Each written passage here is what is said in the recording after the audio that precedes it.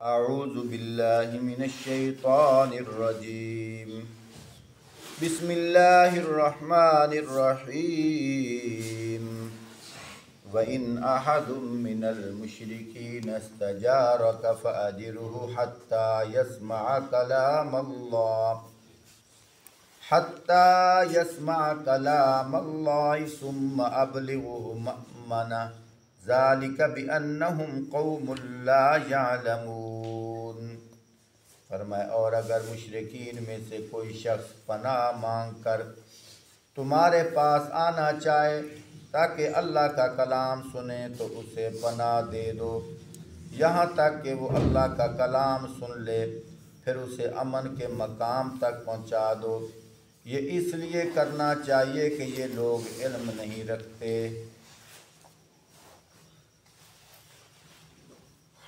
کیف یکون للمشرکین عہد عند اللہ وعند رسولہ الا الذین عاہدتم عند المسجد الحرام فما استقاموا لکم فاستقیموا لہم ان اللہ یحب المتقین۔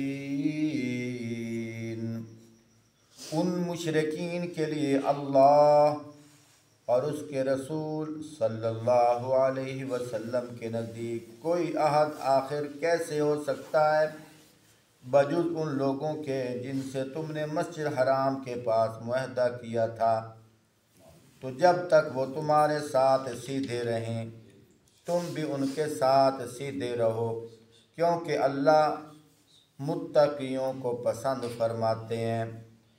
کیف وَإِن يَظْهَرُوا عَلَيْكُمْ يَرْقُبُوا فِيكُمْ إِلًّا وَلَا ذِمَّةً يُرْضُونَكُمْ بِأَفْوَاهِهِمْ وَتَأْبَى قُلُوبُهُمْ وَأَكْثَرُهُمْ فَاسِقُونَ۔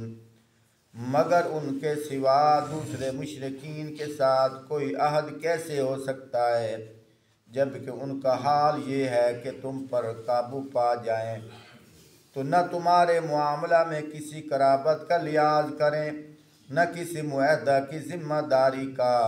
وہ اپنی زبانوں سے تم کو راضی کرنے کی کوشش کرتے ہیں مگر دل ان کے انکار کرتے ہیں اور ان میں سے اکثر لوگ فاسق ہوتے ہیں۔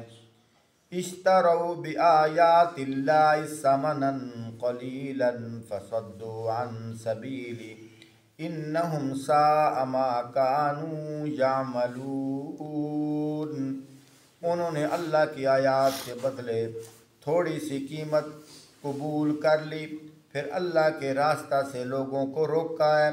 بہت سے برے کرتوت تھے جو یہ کرتے تھے۔ لا یرقبون فی مؤمن الا ولا ذمہ وَأُولَئِكَ هُمُ الْمُعْتَدُونَ۔ کسی ایمان والے کے معاملہ میں نہ یہ قرابت کا لحاظ کرتے ہیں نہ کسی عہد کی ذمہ داری کا، اور زیادتی ہمیشہ انہی کی طرف سے ہوتی ہے۔ فَإِن تَابُوا وَأَقَامُوا الصَّلَاةَ وَآتَوُا الزَّكَاةَ فَإِخْوَانُكُمْ فِي الدِّينِ وَنُفَصِّلُ الْآيَاتِ لِقَوْمٍ یعلمون۔ کسی مومن کے معاملہ میں نہ یہ قرابت کا لحاظ کرتے ہیں نہ کسی عہد کی ذمہ داری کا، اور زیادتی ہمیشہ انہی کی طرف سے ہوتی ہے۔ پس اگر یہ توبہ کر لیں اور نماز قائم کریں، زکوٰۃ دیں تو تمہارے دینی بھائی ہیں، اور جاننے والوں کے لیے ہم اپنے احکام واضح کیے دیتے ہیں۔ اللہ اکبر۔ محترم سامعین، یہ سورۃ التوبہ ہے۔ آیت نمبر 6 سے میں نے پڑھا ہے۔ کل والا جو درس قرآن تھا اس کے اندر میں نے کچھ وضاحت کر دی تھی۔ آج والے درس قرآن کے اندر بھی انہی کے ساتھ ملتی جلتی باتیں ہیں۔ آپ صلی اللہ علیہ وآلہ وسلم نے جب 6 ہجری کو عمرہ کی نیت سے اپنے صحابہ کے ساتھ جا رہے تھے تو راستہ میں ایک مقام ہے جس کو حدیبیہ کہا جاتا ہے. وہاں کافروں نے کچھ اپنی شرطیں رکھیں جس کو صلح حدیبیہ بھی کہا جاتا ہے. آپ صلی اللہ علیہ وآلہ وسلم اس سال واپس آئے کیونکہ ان کے ساتھ معاہدہ ہو گیا تھا. اگلے سال عمرہ کی نیت سے گئے، 3 ایام وہاں گزارے. جب معاہدہ ہوا تھا تو ان کے درمیان کچھ ایسے معاہدے ہوئے تھے. وہاں مکہ کے 2 قبیلے ایسے تھے جن میں ایک قبیلہ آپ صلی اللہ علیہ وآلہ وسلم کے ساتھ شامل ہو گیا. مسلمان نہیں تھے لیکن ویسے شامل ہو گئے، پسند کیا.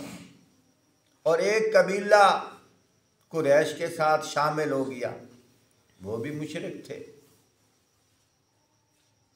اللہ کی شان، معاہدے کے اندر یہ بات طے ہو گئی تھی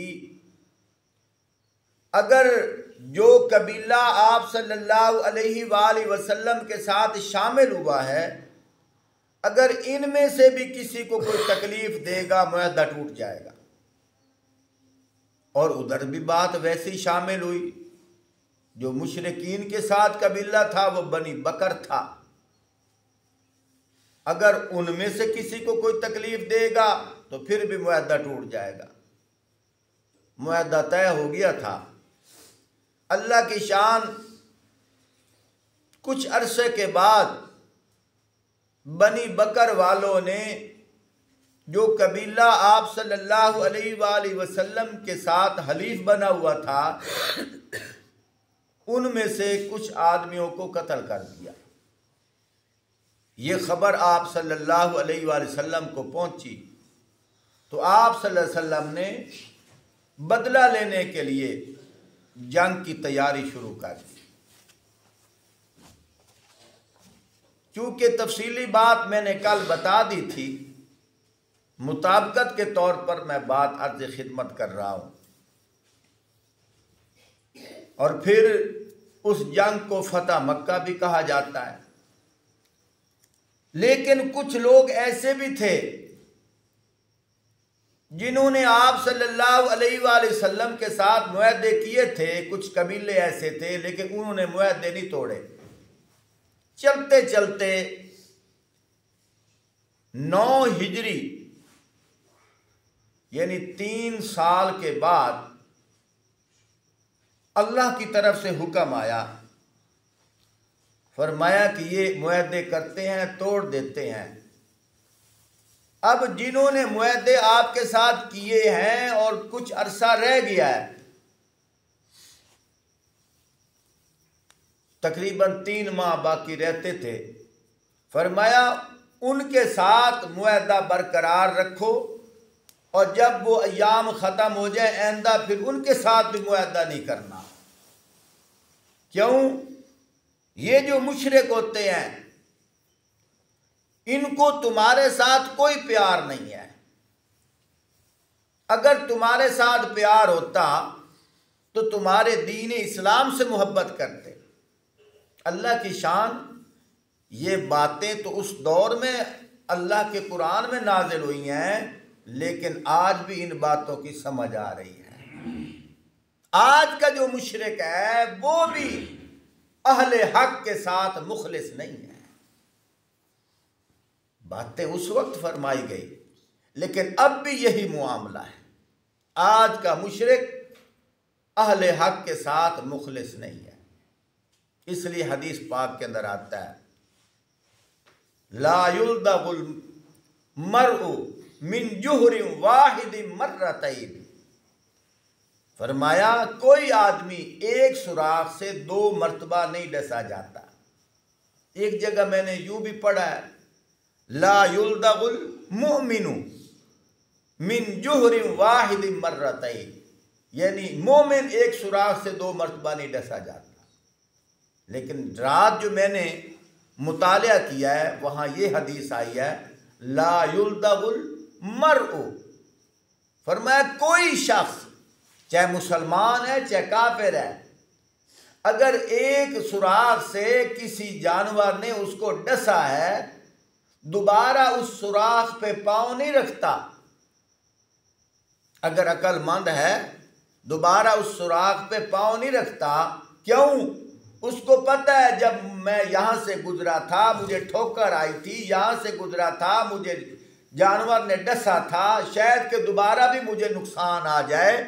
تو یہ فرما کر اشارہ اس کی طرف آ جاتا ہے، فرمایا جو مشرک ہے وہ مسلمان کو ڈستا ہے، مشرک جو ہے وہ مسلمان کو تکلیف دیتا ہے، مشرک جو ہے وہ موحد کے ساتھ مخلص نہیں ہے۔ تم کتنی دفعہ ان کے اوپر اعتبار کرو گے، یہ تمہیں ہر دفعہ ڈستے جائیں گے، تمہیں نقصان دیتے جائیں گے، پھر تم اعتبار کرو گے، پھر تمہیں نقصان دیں گے۔ فرمایا جس طرح زمینی جانور انسان کو بار بار ڈستا ہے، فرمایا ایسے ہی یہ مشرک مسلمان کو بار بار تکلیف دیتے ہیں۔ اللہ پاک فرما رہے ہیں ان سے دور رہو، ان پہ کبھی اعتبار نہ کرو۔ میرے محترم ساتھیوں، آج بھی ہم اپنی دماغ سے کام لیتے ہیں۔ اللہ کیا فرما رہے ہیں؟ اللہ پاک فرما رہے ان پہ اعتبار نہ کرو، لیکن ہم اپنے اخلاق کو دکھاتے ہوئے ان پہ اعتبار کرتے ہیں، اپنے مساجد کے اپنے ماحول کے راز ان کو بتاتے ہیں، اور یہ کتنا نقصان دیتے ہیں۔ انہوں نے تو ہماری مساجد میں آنا نہیں ہے، لیکن یہ منافقین کو استعمال کرتے ہیں، اور منافق آپ صلی اللہ علیہ وآلہ وسلم کے زمانے میں بھی تھے، اب بھی ہیں۔ منافق کسے کہا جاتا ہے؟ منافق وہ ہوتا ہے وَإِذَا لَقُوا الَّذِينَ آمَنُوا قَالُوا آمَنَّا وَإِذَا خَلَوْا إِلَى شَيَاطِينِهِمْ قَالُوا إِنَّا مَعَكُمْ إِنَّمَا نَحْنُ مُسْتَهْزِئُونَ۔ فرمایا جب موحدین کے ساتھ ایمان والوں کے ساتھ وہ جا کر ملتے ہیں، وہ کہتے ہیں ہم بھی توحید والے ہیں، ہم بھی ایمان والے ہیں، ہم بھی اللہ کو ماننے والے ہیں، اللہ کے سوا ہم کسی کو اللہ کے ساتھ شریک نہیں کرتے، لیکن جب اپنے کافروں کے ساتھ جا کر ملتے ہیں تو وہاں جا کر کیا کہتے ہیں؟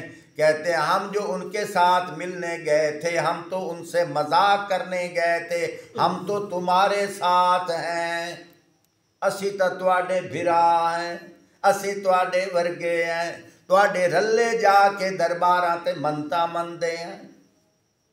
یہ آج کے زمانے میں دیکھ لو، وہاں مشرک جو ہے وہ بتوں پہ جا کر چڑھاوے چڑھاتے تھے، آج کا مشرک درباروں پہ جا کر چڑھاوے چڑھاتا ہے، اور منافق ان کے ساتھ ہوتا ہے۔ اللہ نے کتنی پکی مضبوط نشانیاں دی ہیں، اور فرمایا جو مشرک ہے اس پہ کبھی اعتبار نہیں کرنا۔ لیکن ہم کیسے بھولے بھالے ہیں، اللہ کی بات پہ اعتبار نہیں کرتے، ان کی بھولے پن پہ، ان کی زہری نقشے پہ ہم اعتبار کر کے ہم ان کو اپنے سارے راز دے بیٹھتے ہیں۔ یہ محلے کی سطح کی بات نہیں ہے، اگر ملکی سطح دیکھی جائے تو پھر یہ بھی اسی طرح ہے کہ ہم اپنے ملک کے راز دشمنان اسلام کو دے رہے ہیں، اور پھر کتنا نقصان ہوتا ہے۔ تو میرے محترم ساتھیوں، پورے بیان کا خلاصہ یہی ہے کہ موحد جو ہے، توحید والا جو ہے، وہ اپنے لیے ایک دوسرے کے خیر خواہ ہوگا، کبھی مشرک ایمان والوں کا خیر خواہ۔ اللہ ہمیں سمجھنے کی